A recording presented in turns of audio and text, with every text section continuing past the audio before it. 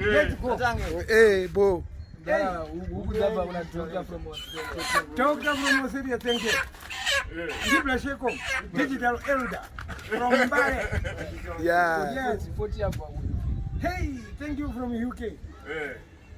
Ndara Sheko Maru Tongo Avezo, Arbucha, Nezin, and Bunoziaga, Naganda Peru, Patricia, the Campo, and his with Australia.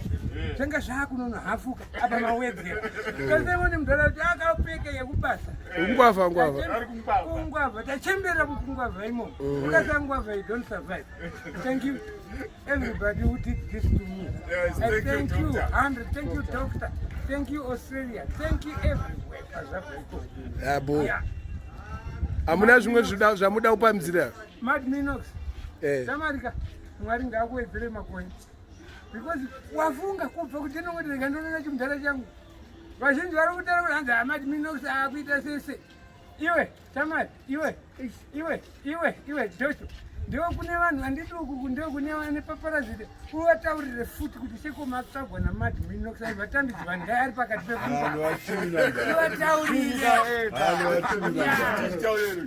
pekutaura kunobhadharwa chamari inini ukandibvana kuti sekomunhu autaureka oda kubhadharwa